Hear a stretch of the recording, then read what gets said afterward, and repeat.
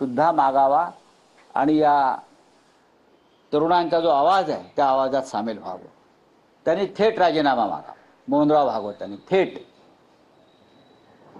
प्रवचनं आम्ही तुमचं ऐकतो आहोत, आम्ही तुमचा आदर करत आहोत, पण आता प्रवचनं झोडण्याचा काळ नसून थेट निर्णय घेण्याचा, जसं वीर सावरकर म्हणाले होते, लेखण्या मोडा आणि बंदुका हातात घ्या, त्याप्रमाणे आता प्रवचनं झोडण्यापेक्षा थेट निर्णय घ्या आणि सरकारला सांगा, या सरकारचं जनक हे RSS आहे, संघ आहे.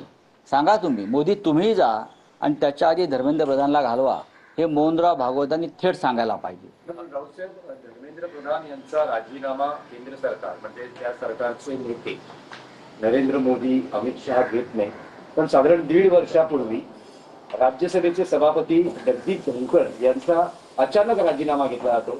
त्याचं कारण अजून रस्त्यात आहे. तुम्हाला काय वाटतं की तो राजीनामा घेतला जातो आणि इथे राजीनामा घेतला जातो? नाही, तो राजीनामा यासाठी घेतला कारण उपराष्ट्रपती जगदीप धनखड यांनी काही वेळेला उघडपणे शेतकऱ्यांची बाजू घेतली आणि सरकारच्या निर्णयावरती कठोर टीका केली. ते विरोधकांना भेटत होते आणि विरोधकांशी चर्चा करत होते. त्याच्यामुळे सरकारला राग आला आणि सरकारनं त्यांचा राजीनामा घेतला. पण धर्मेंद्र प्रधान यांच्या कृतीविरोधात, गुन्हेगारी कृतीविरोधात देशातला तरुण खवळलेला आहे, तो उपोषणाला बसलेला आहे, तो आंदोलन करतोय, याचं सरकारला काही वाटत नाही. काय मूर्ख बाई आहे ती, मूर्ख बाई आहे. तिला काय देशाविषयी माहिती आहे? तिला काय देशाविषयी कळतंय? तिला काय भावना आहेत? आम्ही तिच्या नवऱ्याशी बोलू, तो पर्पला प्रभाकर, तो फार शहाणा माणूस आहे. पण राऊत या आंदोलनात एक असं दिसलंय की जेव्हा नरेंद्र मोदी सत्तेत आलेले त्यावेळेस त्यांनी सोशल मीडियाचा वापर म्हणून व्हॉट्सअपचा जास्त वापर आणि त्याचा त्यांना फायदा झाला.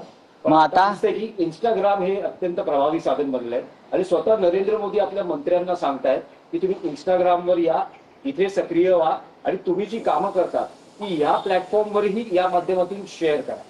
इंस्टाग्राम हे जंतर मंतरची जी लढाई आहे ती अत्यंत चाणाक्ष पद्धतीने लढली जाते मुलांकडून. ज्या पद्धतीने इराणनं इस्रायल आणि अमेरिकेला नमवलं, या दोन हुकुमशाहींना, त्या पद्धतीनं जंतर मंतर ही मोदी आणि त्यांच्या सायबर सेलला, त्यांच्या IT सेलला उद्ध्वस्त करून टाकले.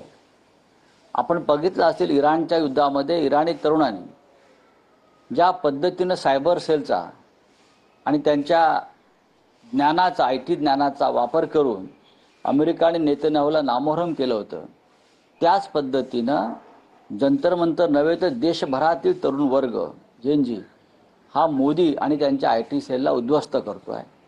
आणि म्हणून मंत्र्यांना सूचना काय, तर काय ते इंस्टाग्रामवर सक्रिय राहा.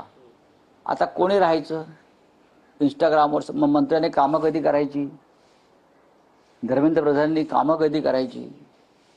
किंवा ते जे बिहारचे मंत्री आहेत माझी म्हणून, त्यांचे इंस्टाग्राम कोण चालवणार?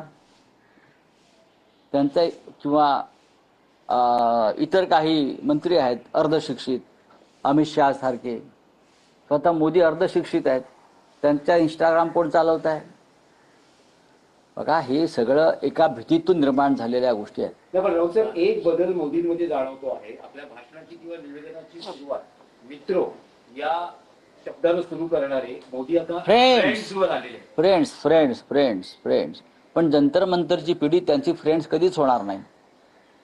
मी तुम्हाला सांगतो काय, ते गोंधळलेले आहेत. त्यांचा आता मेंदू चालत नाही. त्यांचा चेहरा बघितला असेल तुम्ही कसा सुजलेला आहे, झोप उडाली आहे त्यांची सगळ्यांची. त्याच्यामुळे मग मित्रो फ्रेंड गोंधळले आहेत. इतका गोंधळलेला प्रधानमंत्र्यांना खुर्चीवर राहू नये. देश अडचणीत येईल, त्यांच्यापासून देशाला धोका आहे.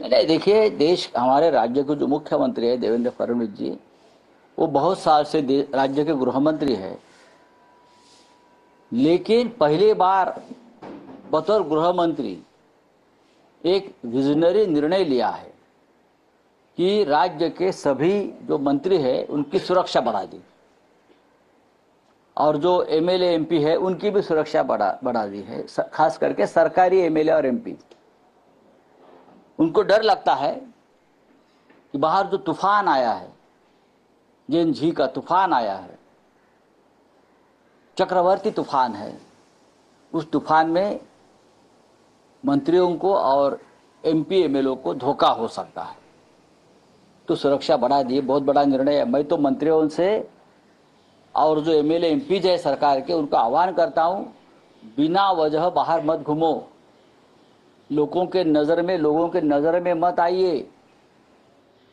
चुप बैठिए घर में। लोग आपसे बहुत चिढ़ गए हैं, खास करके जो बेईमान एमपी एमएलए है, वो लोगों ने तो अंडरग्राउंड होना चाहिए, बाहर मत जाइए, बाल बच्चे के साथ रहिए। आने वाले दिनों में क्या होगा कोई बता नहीं सकता।